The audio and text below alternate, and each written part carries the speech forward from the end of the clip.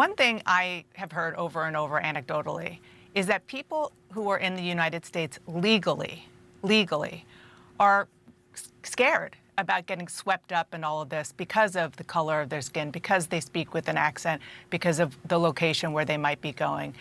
And they're not going out. They don't want to be detained by mistake, have their kids or themselves traumatized. Are you comfortable with that? If you're in a country legally, you shouldn't fear ICE. What you should fear is the criminal aliens walking the communities in sanctuary cities. That's CNN reporter and woman likely paid in sugar cubes, Dana Bash, watching in dismay as Trump border czar Tom Homan calmly dismantles her pathetic attempt to dress up liberally biased emotional blackmail as concern. Welcome to Nerk News, I'm Nerkish, and it looks like CNN thought it'd be a good idea to send their most emotionally fragile anchor into a policy debate with Tom Homan. Because when you've got no facts, no law, and no logic, just try crying on camera and hope someone folds. Dana Bash brought a purse full of guilt trips and pulled out every one of them. Here's Tom Homan swatting each one down like he was born for it. And that is sparking fear in communities where people are again, scared to go out. So I guess my question is, do you have compassion for those people who are seeing what's going on, hearing you speak, seeing what's happening in their neighborhoods, shouldn't have any concern, but do, just because of the reality of what they're saying? You know, Dana, the bottom line is, if you want less collateral arrest, and let us in the jail. I mean, we want to arrest a bad guy in the safety and security of a county jail, but sanctuary cities release him into the community, which means we got to go to the community and find him. And when we find that bad person, many times, whether it's at a work site or in the community, they're with other people in the United States illegally. And we're going to let ICE enforce the law, uphold the oath they took.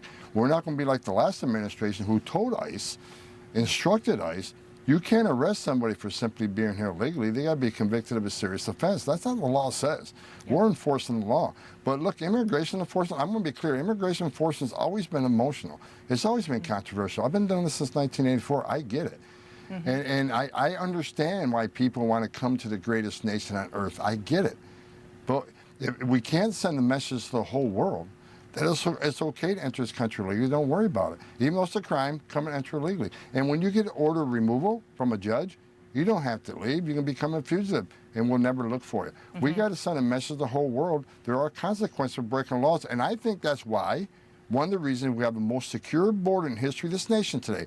It's just not because we got boots on the ground on the border, not because we end in catch or release. A lot of it's consequences. You're watching what's happening. We're enforcing the immigration law, and I think that consequence has a lot to do with having the most secure border in history of this nation. You know, nothing screams man of the people like a millionaire pretending she's being swarmed by terrified citizens at Whole Foods. Dana Bash wants us to believe that legal Americans are trembling in fear of ICE and that they just happen to unload their hearts to her while she's getting her $8 latte or something. I mean, if anyone said anything to her, it was an activist feeding her the exact sob story she just recited on air. Homan didn't blink. He spelled it out so that even she could understand it. ICE targets illegal aliens, not random citizens, and they've had over 20,000 arrests this year. So unless Dana thinks criminals should get hugs instead of handcuffs, maybe she should skip the sob stories next time. But CNN's show pony wasn't done distorting the truth. Next, she tried to pin a tragic death on law enforcement. The United Farmers Workers Union says multiple workers were critically injured. One, 57-year-old Jaime Alanis Garcia, died after falling 30 feet from a greenhouse roof while fleeing ICE agents. That's according to his family. What's your reaction to that? Somebody losing their life running from ICE? It's sad. It's unfortunate.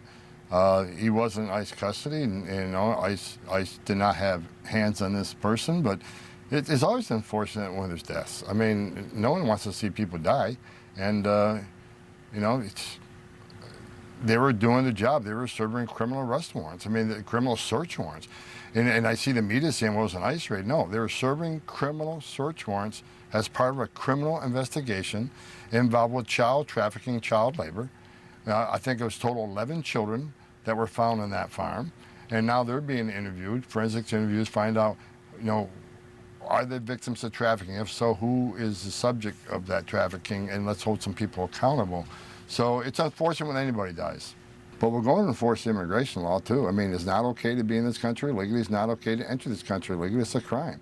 I mean, we're seriously supposed to believe ICE was responsible for this guy's death? Jaime Alanis wasn't in custody. No agent touched him. He fell off a roof while running away from a raid on an illegal weed farm. Homan said it was tragic, and it was. But CNN and the Democrats are using it as a political weapon because they do anything to smear ICE and Trump. And yet, when a Venezuelan gang member murders someone in Aurora, Colorado, we get radio silence. Just like when over 190 Tren de Aragua gang members get busted under Trump, the establishment media doesn't make a peep because the outrage only flows one direction, when it fits their narrative. And just when you think the emotional manipulation couldn't get more desperate, Bash trots out Democrat complaints about a detention facility like it's some kind of war crime.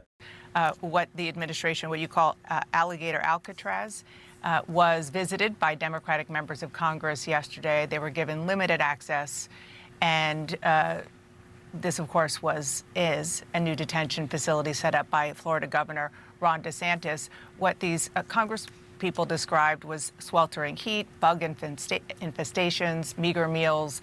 They say they heard detainees crying out for help. The wife of one man detained there said he's not been given access to a lawyer. He's been in detention for about 2 weeks. Is that acceptable to you, and is that what you're seeing when you go? I have not been there yet, and I doubt a lot of that's factual. I mean, bottom line is, you know, from the day one, I've been doing this job since 1984. Detainees complain about the conditions of detention. And I've said this many times. You can simply go to ice.gov and look at the detention standards ICE has. They have the highest detention standards in the industry. But these same congressmen are complaining about Alligator Alcatraz. You didn't see them complaining about, under the Biden administration, people being held in a Border Patrol parking lot surrounded by a fence in the sweltering heat. Not a word. You didn't hear a word about 500,000 children being trafficked in the country and them not being able to locate 300,000. President Trump, this administration, is finding thousands of those children. So, you know, they have a lot of anger under President Trump on how we're doing business, and they ignored 4 years of open borders, historic migrant death, historic Americans dying from fentanyl, historic numbers of women and children being sex trafficked, historic number of people on terrorist watch lists coming across the border. Silence. Silence. Because they're complicit because they didn't take the administration on and ask them to secure the border.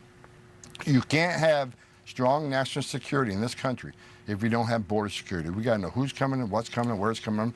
But instead, they kept silent and they kept feeding the American people, we have a secure border, and we did not. And now she's clutching pearls over a detention center. Bash brings up sweltering heat and meager meals like this is some dystopian prison. But it's a $450 million facility with beds, doctors, lawyers, 3 meals a day, and an on-site court. All for under $300 a night. Half the cost of the ritzy New York hotels where Biden stashed migrants for $500 a night with zero oversight. Let's be real, unless illegal aliens are staying at the Four Seasons, Democrats won't be satisfied. Homan called it exactly right. This isn't about conditions, it's about headlines and anti-Trump hysteria. But let me know what you think. Is CNN really this desperate to guilt trip Americans into abandoning border enforcement? Let me know in the comments. And if you enjoyed this video, please give it a like and subscribe to the channel. That stuff really does help us out. Until then, this has been Nerk News. Thanks for watching.